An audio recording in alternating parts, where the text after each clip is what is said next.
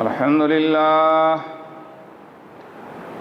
لله نحمده ونستعينه ونستغفره ونؤمن به ونتوكل عليه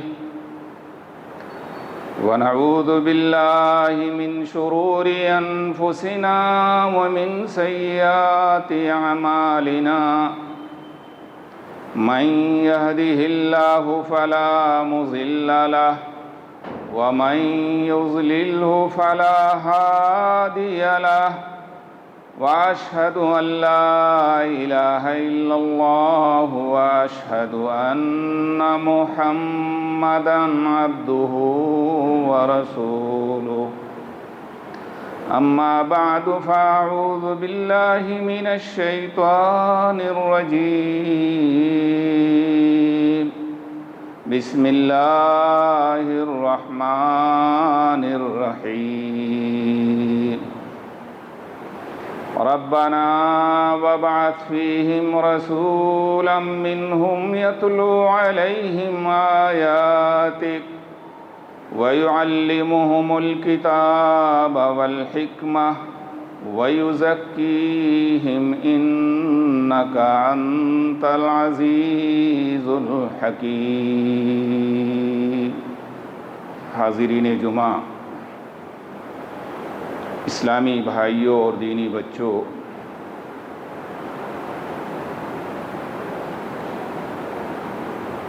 کچھ دنوں قبل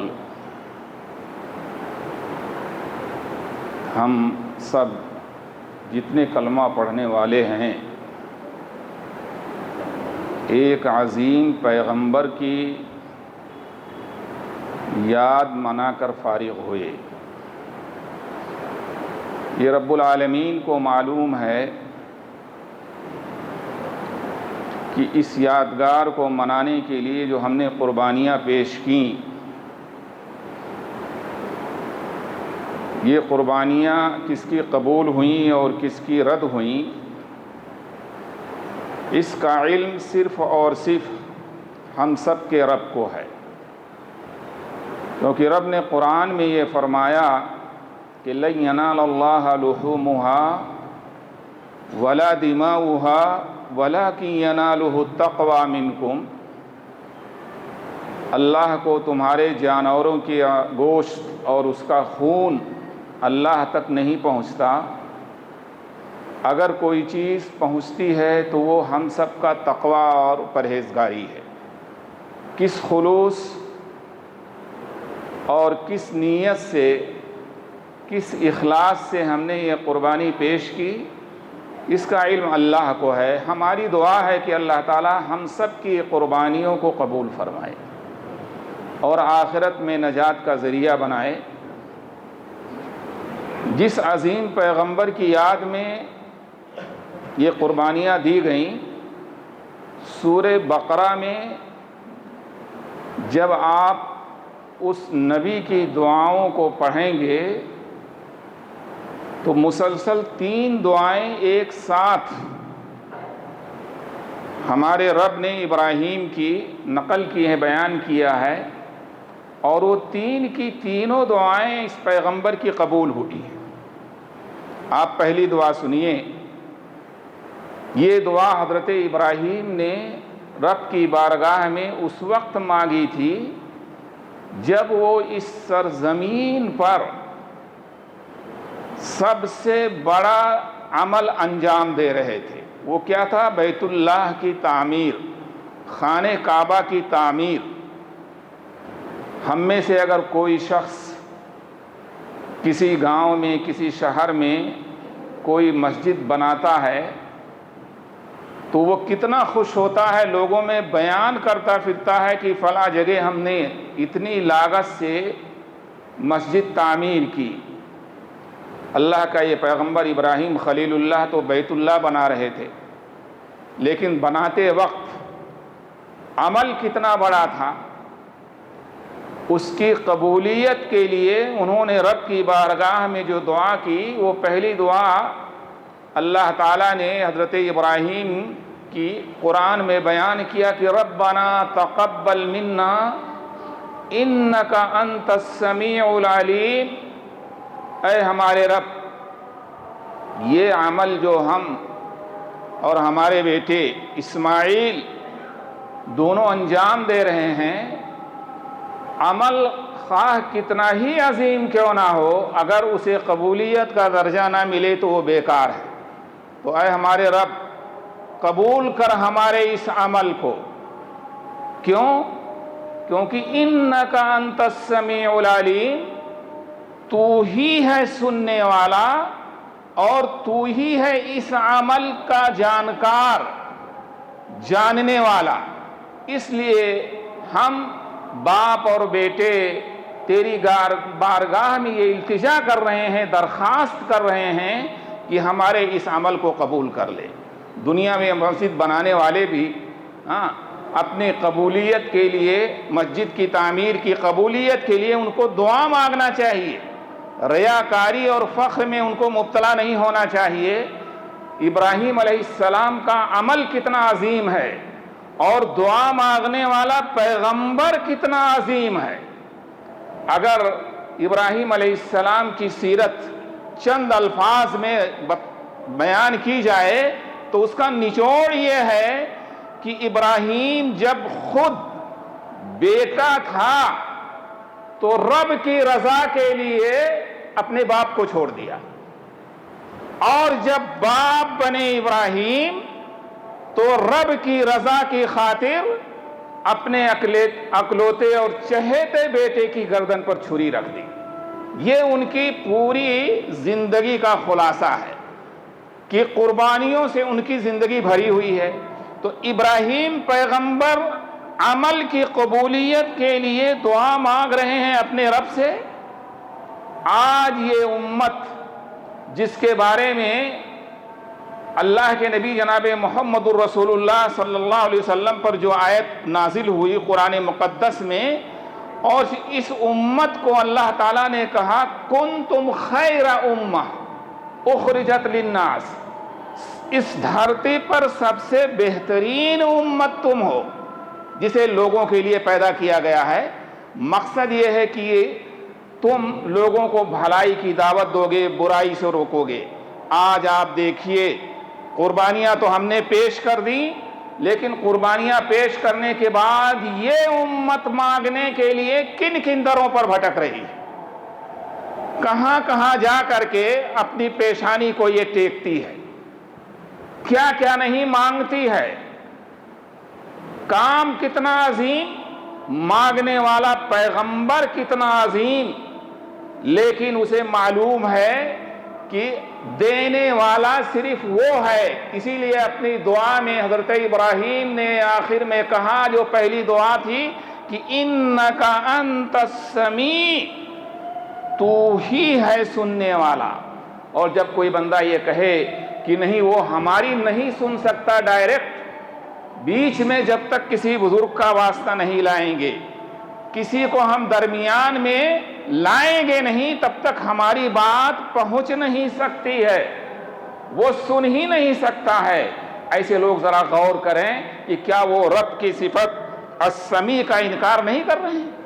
ابراہیم علیہ السلام نے تو کہا انک انت السمیع، تو ہی سننے والا ہے، تو ہی ہے سننے والا۔ اور جو لوگ اللہ کو چھوڑ کر دوسروں کے دربار میں جا کر کے اپنی اس پیشانی کو ٹیکتے ہیں، اپنی دونوں ہاتھوں کو اٹھاتے ہیں اور گڑ گڑاتے ہیں اور مانگتے ہیں، تو سوچئے کہ وہ ابراہیم کے راستے سے کس طرح سے ہٹے ہوئے ہیں۔ تو خالی قربانی پیش کر دینے کا نام یہ ملت ابراہیم پر چلنے کا نام نہیں ہے۔ ابراہیم نے جو راستہ بتایا اور جس پر خود چل کر کے دکھایا، اس راستے کو اپنانا یہ صحیح راستہ ہے۔ یہ پہلی دعا تھی جو حضرت ابراہیم نے رب کے بارگاہ میں کی۔ دوسری دعا ہے ربنا وجعلنا مسلمین لک ومن ذریتنا امۃ مسلمۃ لک وارنا مناسکنا وتب علینا انک انت التواب الرحیم۔ اے ہمارے رب، ہم کو اپنا مطیع و فرما بردار بنا کر کے رکھ، اور میری ذریت میں سے ایک امت کو تو اسی راستے پر چلا، اس راستے پر چلا کہ وہ تیری तेरे ही सामने अपना सर झुकाने वाले हों, तेरी ही फरमा बरदारी करने वाले हों। व अरिना मनासिकना व तुब अलैना इन्नका अंतत तव्वाबुर रहीम। और ये जो तरीक़ा है हज का, इबादत का, इसका उन्हें सही तरीक़ा सिखा। आज देखिए हज के मौके पर एक अजीम हादिसा पेश आया और उस अजीम हादिसे की वजह से एक मुल्क को टारगेट किया जा रहा है और निशाना बनाया जा रहा है। इससे पहले भी मौतें होती रही हैं, इससे पहले भी लोग अपनी जान से हाथ धो बैठे हैं। ऐसा नहीं हुआ है कि पहली मर्तबा हुआ है। आप ज़रा सोचें कि इब्राहिम तो दुआ कर रहे हैं कि अरेना मनासिकना, हमें हज का तरीक़ा सिखा। हज के तरीक़े में आता है निज़ामुल हज की भी पाबंदी करना। ये नहीं है कि आप किसी मुल्क से विज़िट वीज़ा ले करके या गलत तरीक़े से उस मुल्क में एंट्री करके और आप हुकूमत के इल्म में ना हो, हज कमेटियों के इल्म में ना हो, आप जा करके खुद से हज करने लगें कि आपका कोई प्रूफ ही वहाँ ना हो। अब आप बताइए, अगर आप अपनी जान से हाथ धो बैठें तो जिम्मेदार वो हैं जो लोग हज का इंतज़ाम करते हैं। 13 से 1 हाजियों की जाने गईं, उसमें से 1144 ऐसे हुज्जाज हैं जो गैर कानूनी तौर पर हज में शामिल हुए थे। गैर कानूनी तौर पर 1144 हुज्जाज शामिल हुए थे, जिनका न कैंपों में नाम था, न लिस्ट में नाम था, किसी हज कमेटी के थ्रू नहीं आए थे। 147 हाजी खाली कानूनी तौर पर वो हैं जिन्होंने वहाँ जिनका इंतकाल हुआ है। बाकी 1144 वो गैर कानूनी तौर पर हैं जो एंट्री किए थे। और इसके अलावा तकरीबन 1.5 लाख लोगों को उन्होंने पहले ही जो उनके हाथ में आए और गैर कानूनी तौर पर एंट्री किए थे उनको वापस कर दिया था। अब आप बताइए, किसी निज़ाम के ख़िलाफ़ जब आप चलेंगे, किसी निज़ाम का फॉलो आप नहीं करेंगे और फॉलो ना करने की वजह से अगर कोई हादसा पेश आता है तो जिम्मेदारी आप उन पर डालते हैं जो हज का इंतज़ाम कर रहे हैं। इसलिए कोई बात कहने से पहले, किसी पर इल्ज़ाम तराशी करने से पहले आप खुद सोच लें, गौर कर लें कि हमने क्या किया कि निज़ाम के ख़िलाफ़ हम खुद चले, जिसकी सज़ा हमें मिली। हम यही दुआ करते हैं फिर भी रब्बुल आलमीन वहाँ जो गए, जिन्होंने हज किया और गर्मी की शिद्दत से जो 51 या 52 डिग्री तक पहुँच चुकी थी, उसकी वजह से उन्हें अपनी जान से हाथ धोना पड़ा। रब्बुल आलमीन उनकी हज को कबूल फरमाए और उन्हें शहादत का दर्जा नसीब करे। ये दूसरी दुआ थी जो हज़रत इब्राहीम ने रब की बारगाह में की थी। तीसरी दुआ, तीसरी आयत उसी के बाद है कि रब्बना वबअस फीहिम रसूला, ऐ रब लोगों में एक रसूल भेज। ये दुआ मांग रहे हैं हज़रत इब्राहीम। कहाँ? जब बैतुल्लाह की तामीर कर रहे हैं उस वक्त ये दुआ मांग रहे हैं। रब्बना वबअस फीहिम, हज़रत इब्राहीम के साथ कौन खड़े हैं उस वक्त जिस वक्त दुआ मांग रहे हैं? हज़रत इस्माइल। रब्बना वबअस फीहिम, ऐ हमारे रब इस्माइल के थ्रू जो नस्ल चलेगी तो इन्हीं में से एक अजीम पैगंबर लोगों में भेज। फीहिम से मुराद ये है कि तू नूरियों में से मत भेजना कि मलाइका फ़ख्र करें, और जिन्नातों में से मत भेजना कि जिन्नात फ़ख्र करें, बल्कि मेरे मौला मिनहुम, इंसानों में से भेजना कि इंसान फ़ख्र करें। आप देखिए कि 2 बेटे हज़रत इब्राहीम के थे, एक इस्माइल अलैहिस्सलाम जो ज़बीहुल्लाह है, दूसरे इसहाक़ अलैहिस्सलाम।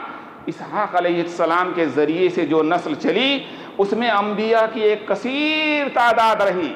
लोगों ने लिखा है तकरीबन 4000 तक अंबिया हज़रत इसहाक़ की नस्ल से आगे आए। लेकिन इस्माइल अलैहिस्सलाम की नस्ल से जो सिलसिला चला, कोई नबी बीच में नहीं आया।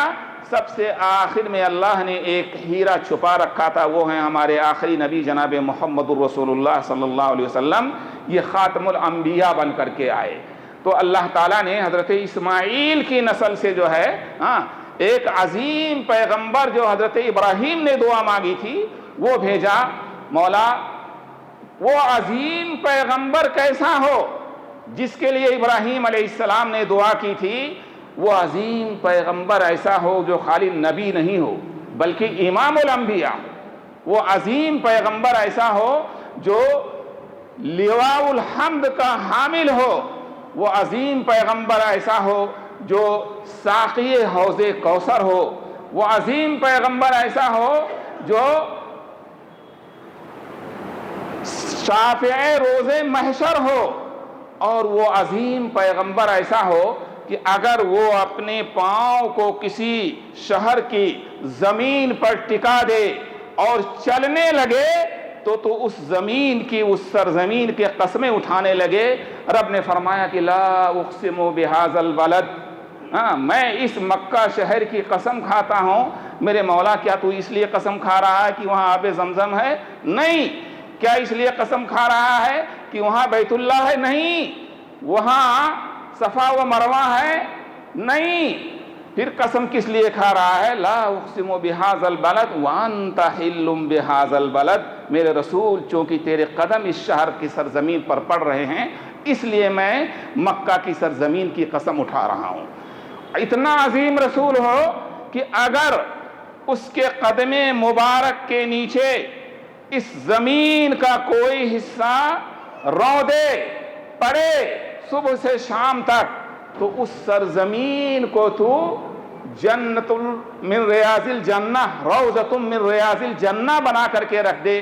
حجرے مبارک سے منبر تک جو آپ آتے تھے نماز پڑھانے کے لیے، ہمارے نبی نے فرمایا کہ ما بین بیتی و منبری روضۃ من ریاض الجنہ، کہ میرے حجرے اور میرے منبر کے درمیان جو زمین کا حصہ پڑ رہا ہے یہ روضۃ من ریاض الجنہ ہے۔ اتنا عظیم رسول تو بھیج لوگوں میں کہ وہ رسول ایسا ہو کہ کسی کا پوتا ہو، کسی کا بیٹا ہو، اور کسی کا جو ہے بھتیجا ہو، اور کسی کا شوہر ہو، کسی کا سسر ہو، کسی کا داماد ہو۔ اوپر سے دیکھو تو دادا عبد المطلب بشر، والد عبداللہ بشر، والدہ آمنہ بشر، چچا حمزہ ابو طالب عباس بشر، اور اس کے بعد پھوپھی صفیہ بشر، اور نیچے آؤ تو بیویاں خدیجہ، سودا، عائشہ، میمونہ، ام سلمہ، ام حبیبہ، ساری کی ساری بشر، اور نیچے آئیے تو آپ کے جو صاحبزادیاں ہیں زینب، رقیہ، ام کلثوم، فاطمہ، سب کے سب بشر، آپ کے صاحبزادے عبداللہ، قاسم، ابراہیم بشر، آپ کے نواسے حسن، حسین بشر، اور آپ کی نواسی زینب، ام کلثوم بشر، اور بڑی بیٹی سے پیدا ہونے والے علی الزینبی اور امامہ، یہ دونوں نواسے اور نواسی، یہ دونوں کے دونوں بشر۔ اب آپ بتائیں کہ جو نبی اوپر سے لے کر کے نیچے تک، دائیں سے لے کر کے بائیں تک بشریت کی چادر میں گھرا ہوا ہو، اس کو اگر آپ نکال کر کے کہیں کہ یا نورم من نور اللہ، یہ ہمارے نبی کے ساتھ زیادتی ہوتی ہے، یہ ہمارے نبی کے ساتھ گویا زیادتی ہو رہی ہے کہ ہم بشریت کی چادر سے جو چاروں طرف سے اللہ تعالیٰ نے اٹھا رکھا ہے اس سے ہم نکال کر کے کسی اور ایسے دائرے میں لے جا رہے ہیں کہ جس کو ظلم کہا جائے گا، کسی کو ظلم کہا جائے گا۔ تو ایسا نبی بھیج کہ رسولاً اتنا عظیم ہو، منہم، وہ انسانوں میں سے ہو، ملائکہ میں سے نہ ہو کہ ملائکہ فخر کریں، جناتوں میں سے نہ ہو کہ جنات فخر کریں، بلکہ انسانوں میں سے ہو کہ انسان فخر کریں۔ اور رسول آ کر کے اس سرزمین پر، اس کائنات میں جب وہ رسول آئے تو اس کا مشن کیا ہو، کیا مشن لائے؟ آگے اللہ تعالیٰ نے حضرت ابراہیم کی اس دعا کو بیان کرتے ہوئے فرمایا کہ یتلو علیہم آیاتک، وہ رسول تیری آیتوں کی تلاوت کرنے والا ہو، لوگوں کو پڑھ کر سنانے والا ہو، اور جب سنیں تو سن کر کے جو ابھی کلمہ نہیں پڑھے ہیں وہ بھی اپنی پیشانی کو سجدے میں جھکا دیں۔ سورہ نجم پڑھتے ہوئے حرم کے اندر کفار کیا حال ہوا تھا۔ اور انسانوں کو تو چھوڑیے، ہمارا نبی جب باہر جا رہا ہے اور فجر کے وقت فجر کی نماز پڑھ رہے ہیں، آپ کے ساتھ چند صحابہ ہیں جماعت کے ساتھ پڑھ رہے ہیں، تو جب جناتوں نے سنا تو وہ بھی سن کر کے، اس تلاوت کو سن کر کے، اس قرآن کو سن کر کے وہ بھی ایمان لانے پر مجبور ہو گئے۔ قُلْ أُوحِيَ إِلَيَّ أَنَّهُ اسْتَمَعَ نَفَرٌ مِّنَ الْجِنِّ فَقَالُوا إِنَّا سَمِعْنَا قُرْآنًا عَجَبًا۔ جنات بھی ایمان لانے پر مجبور ہو گئے، وہ بھی ایمان لے آئے۔ تو یتلو علیہم آیاتک وَيُعَلِّمُهُمُ الْكِتَابَ وَالْحِکْمَةَ، قرآن کی تعلیم دے۔ صحابہ کو آپ قرآن کس طرح سکھاتے تھے، ایک ایک کو کس طرح سے جو ہے قرآن پڑھ کر کے سکھاتے تھے، اور سکھاتے ہی نہیں تھے، سکھانے کے بعد آپ بانے باز صحابہ سے کہا کہ مجھے قرآن پڑھ کر کے سناؤ، سنتے بھی تھے۔ تو وَيُعَلِّمُهُمُ الْكِتَابَ وَالْحِکْمَةَ، اور حکمت یعنی حدیث، سنت، طریقہ، یہ بھی آپ سکھاتے تھے۔ ایک صحابی ہیں حضرت برا ابن عازب رضی اللہ تعالیٰ عنہ، اللہ کے رسول جناب محمد الرسول اللہ صلی اللہ علیہ وسلم نے ان سے کہا کہ برا، جب تم بستر پر جاؤ تو بستر پر جانے سے پہلے تم وضو کر لو، اور وضو کرنے کے بعد یہ دعا تم بستر پر سونے سے پہلے یہ دعا پڑھ لیا کرو، اللہم اسلمت وجہی الیک وفوضت امری الیک والجأت ظہری الیک رغبتا ورہبتا الیک لا ملجا ولا منجا منک الا الیک اللہم آمنت بکتابک الذی انزلتہ وبنبیک الذی ارسلتہ۔ یہ دعا آپ نے حضرت برا ابن عازب کو سکھائی اور کہا یہ دعا تم بستر پر جانے سے، لیٹنے سے پہلے، سونے سے پہلے پڑھ کر کے پھر لیٹو۔ اگر تم لو متا، اگر تم مر گئے، تمہارا انتقال ہو گیا اس حالت میں، تو مت علی الفطرہ، تو دینی فطرت پر تمہارا انتقال ہوگا۔ وہ صحابی کہتے ہیں کہ یہ دعا آپ نے سکھائی، میں اس دعا کو پڑھ کر کے سوتا تھا۔ ایک دن سامنا ہوا اللہ کے نبی جناب محمد الرسول اللہ صلی اللہ علیہ وسلم کا، تو حضرت برا کہتے ہیں کہ آپ نے کہا برا میں نے تمہیں ایک دعا بتائی تھی، ذرا پڑھ کر کے سناؤ۔ دیکھیے کس طرح صحابہ کو حکمت سکھاتے تھے، کس طرح سے جو آپ کوئی تعلیم دیتے تھے تو پوچھتے بھی تھے۔ تو حضرت برا نے یہ دعا پڑھ کر کے سنائی، لیکن ایک جگہ لفظ کی انہوں نے تبدیلی کر دی، صرف ایک لفظ کی، جو لفظ آپ نے وہاں بتایا تھا اس کو انہوں نے بدل دیا، اس کی دوسرے پر وہ لفظ کہہ دیا جگہ پر جو اللہ کے نبی نے جس کو سکھایا نہیں تھا، جس کی تعلیم نہیں دی تھی۔ تو حضرت برا نے وہ دعا پڑھ کے جب سنائی کہ اللہم اسلمت وجہی الیک وفوضت امری الیک والجہت ظہری الیک رغبتا ورہبتا الیک لا ملجا ولا منجا منک الا الیک اللہم آمنت بکتابک الذی انزلتہ وبنبیک الذی ارسلتہ۔ یہ آخر میں بے نبی کا کے جگہ پر انہوں نے کہہ دیا وبرسولک الذی ارسلتہ۔ اللہ کے نبی جناب محمد رسول اللہ صلی اللہ علیہ وسلم نے فرمایا کہ برا، میں نے جو تمہیں بتایا تھا وہی کہو، میں نے تمہیں سکھایا تھا بے نبیک الذی ارسلتہ، تو تم نبی کا کہو، رسول کا نہیں۔ اس سے پتہ چلتا ہے کہ اللہ کے نبی جناب محمد رسول اللہ صلی اللہ علیہ وسلم نے جہاں جس لفظ کا جو ہے کہ تعلیم دی ہے صحابہ کو، وہاں ہمیں وہی الفاظ کہنے ہیں، اپنی مرضی سے، اپنی جانب سے دعاؤں کو نہیں بڑھا لینا ہے۔ جیسے سلام کرتے وقت بہت سے لوگ جو ہے سلام میں بہت کچھ اضافہ کر لیتے ہیں، وعلیکم السلام ورحمۃ اللہ وبرکاتہ ومغفرتہ ورضوانہ، اور پتہ نہیں کیا کیا بڑھاتے چلے جا رہے ہیں۔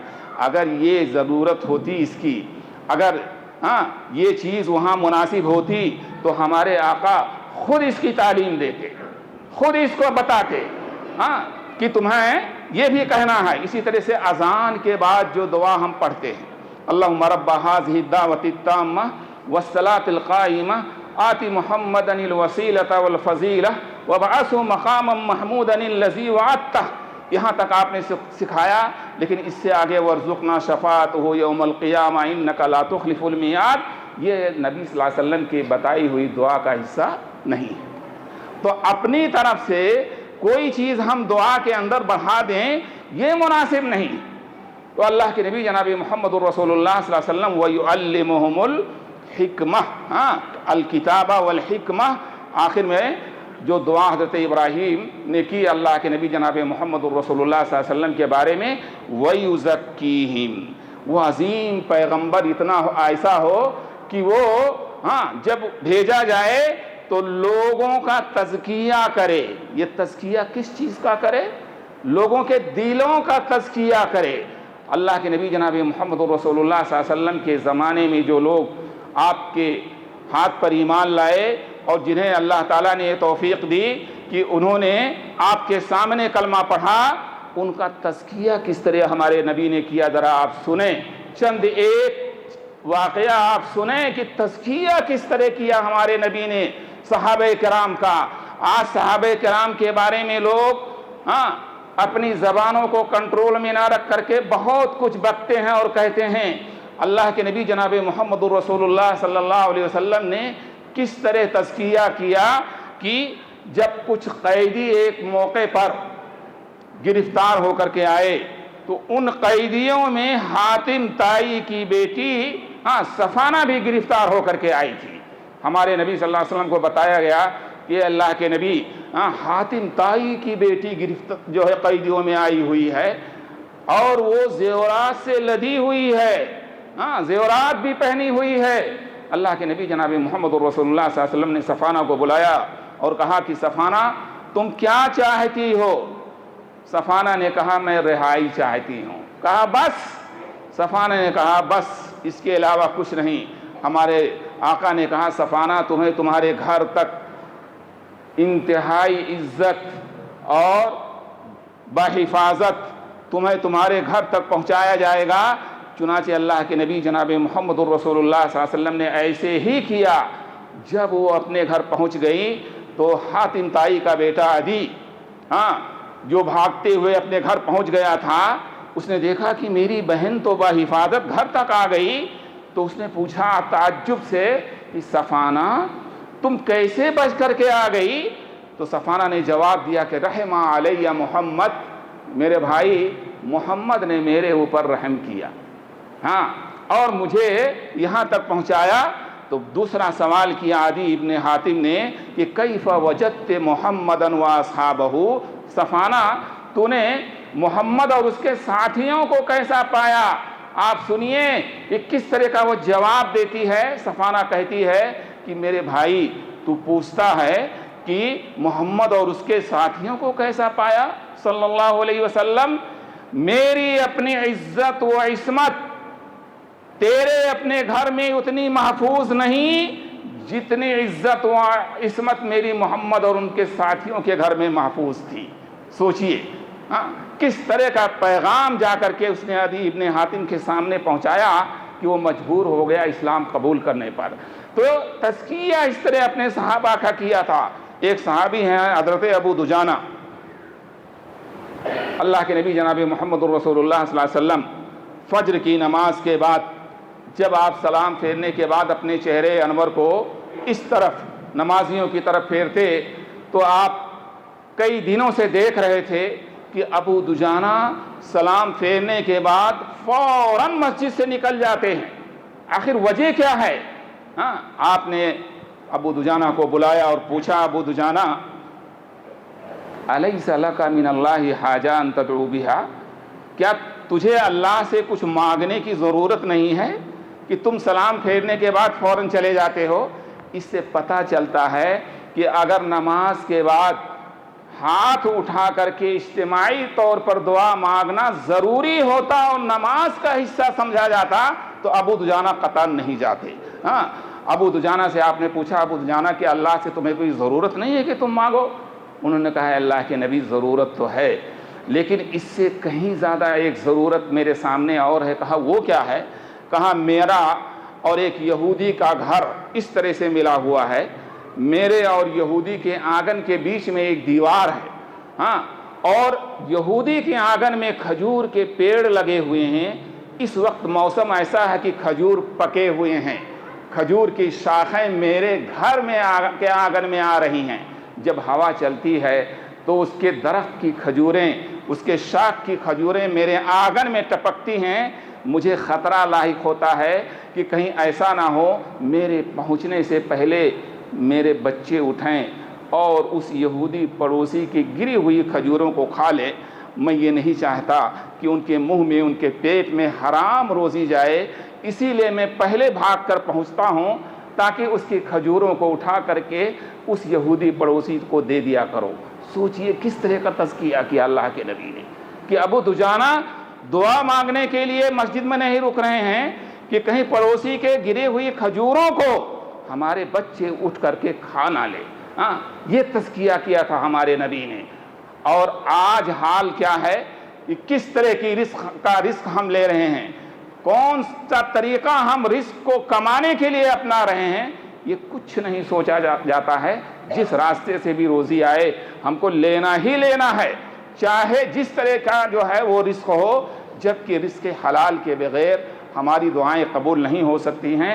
یہی وجہ ہے کہ مکہ کے اندر دیکھو تو 18 لاکھ حاجی جمع ہوئے، رب کی بارگاہ میں دعائیں مانگ رہے ہیں۔ آخر یہ دعائیں کیوں نہیں قبول ہو رہی ہیں؟ کیا وجہ ہے کہ قبول نہیں ہو رہی ہیں؟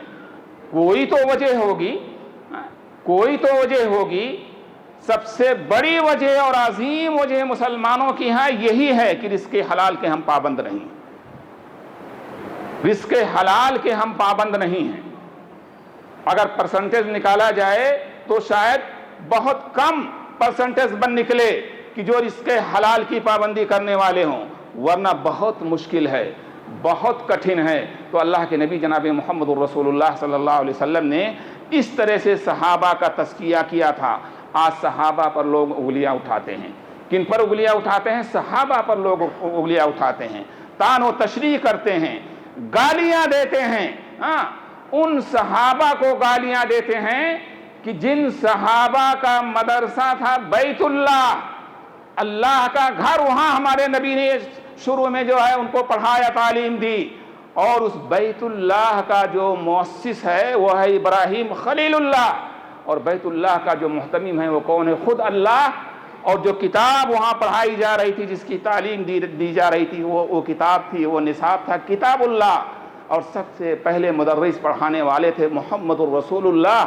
جو طلبہ وہاں پڑھ رہے تھے صحابہ کی شکل میں، وہ کون ہیں؟ ان کے بارے میں کہا اللہ تعالیٰ نے قرآن مقدس میں کہ اولئک حزب اللہ، یہی اللہ کی جو ہے فوج ہے۔ ان حزب اللہ پر تو زبان کو بڑھاوا دے کر کے جو کچھ چاہتے ہو بکتے ہو، جو کچھ چاہتے ہو کہتے ہو۔ سنو آگے، قرآن پڑھو، قرآن کیا کہہ رہا ہے۔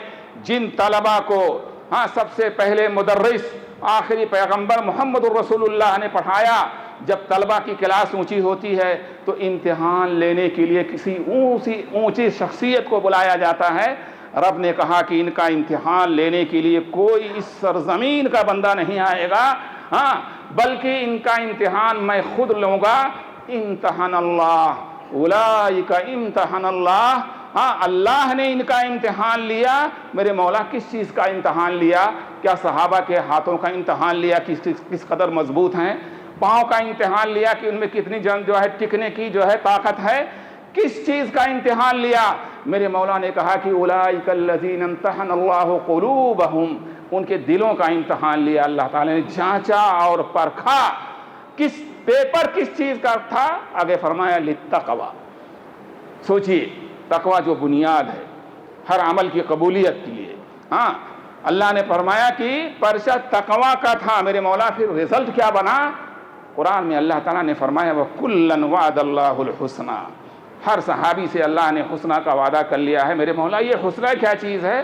اعد اللہ لہم جنات، یہ حسنہ جنات ہے، تحتہا تجری تحتہا الانہار، جس کے نیچے نہریں بہ رہی ہیں۔ میرے مولا اتنا اچھا رزلٹ پایا ان لوگوں نے، کتنا بہترین ماحول رہا ہوگا اس وقت۔ ذرا اس ماحول کا نقشہ تو کھینچ دے۔ مولا کہہ رہا ہے رضی اللہ عنہم ورضوا عنہ، میں بھی ان سے راضی اور یہ لوگ بھی مجھ سے راضی۔ سوچئے، یہ ڈگری دی گئی صحابہ کو، صحابہ پر پھر بھی تنقید کرتے ہو، صحابہ کو پھر بھی نہیں بخشتے ہو۔ صحابہ تو وہ ہیں کہ ایک حدیث آخر میں آپ سن لیں کہ ہمارے نبی جناب محمد الرسول اللہ صلی اللہ علیہ وسلم نے فرمایا کہ طوبی لمن رآنی، جنت ہے، خوشخبری ہے، جنت ہے ان کے لیے جنہوں نے مجھے اپنی آنکھوں سے دیکھا۔ اب بتائیے، خود ہمارے نبی جو ہے سرٹیفکیٹ دے رہے ہیں جنتی ہونے کی، طوبی لمن رآنی، جس نے اپنی آنکھوں سے مجھے دیکھا ان کے لیے جنت ہے۔ آگے اور سنیں، ہاں آپ نے آگے پھر فرمایا اور رآ من رآنی، یا میرے دیکھنے والوں کو جنہوں نے دیکھا۔ دیکھنے والوں نے کن کو دیکھا؟ حضرت بلال کو دیکھا جو کالے کلوٹے تھے، سوچئے، ان کو بھی جنہوں نے دیکھا ان کے لیے بھی توبہ ہے۔ جہاں اللہ رب العالمین جن کی مغفرت کی سرٹیفکیٹ قرآن میں جگہ جگہ دے رہا ہے صحابہ کو، آخری نبی جناب محمد الرسول اللہ صلی اللہ علیہ وسلم جنت کی بشارت دے رہے ہیں صحابہ کو، ان صحابہ پر اگر کوئی زبان کو لگام نہ دے تو وہ اپنے انجام کے بارے میں سوچے۔ رب العالمین سے دعا ہے کہ مولا ہم سب کو تو قرآن سے قریب لا، قرآن کو سمجھنے کی توفیق عطا فرمایا۔ قرآن مقدس سے یہ قوم دور ہو چکی ہے، علماء نے ان کو دور کر دیا تھا۔ رب العالمین قوم کو توفیق عطا فرما کہ تیری کتاب کے قریب آئیں، تاکہ یہ سمجھیں کہ تو نے کتاب میں کہا کیا ہے، اور تیرے نبی نے جو کچھ کہا ہے اس کو کر کے دکھایا کیسا ہے، اور پھر تیرے صحابہ نے عملی طور پر، پریکٹیکل طور پر اس کو کس طرح سے انجام دیا ہے۔ میرے مولا اسی دین پر چلنے کی ہم سب کو توفیق عطا فرما، اور ہم سب کا جب خاتمہ ہو تو ایمان پر ہو۔ وآخر دعوانا ان الحمد للہ رب العالمین۔ ان اللہ وملائکتہ یصلون علی النبی یا ایہا الذین آمنوا صلوا علیہ وسلموا تسلیما۔ اللہم صل علی محمد وعلی آل محمد کما صلیت علی ابراہیم وعلی آل ابراہیم انک حمید مجید۔ اللہم بارک علی محمد وعلی آل محمد کما بارکت علی ابراہیم وعلی آل ابراہیم انک حمید مجید۔ ان اللہ یامر بالعدل والاحسان وایتاء ذی القربى وینہی عن الفحشاء والمنکر والبغی یعظکم لعلکم تذکرون۔ اذکروا اللہ یذکرکم وادعوہ یستجب لکم ولذکر اللہ تعالی اعلی واجل واتم واکبر۔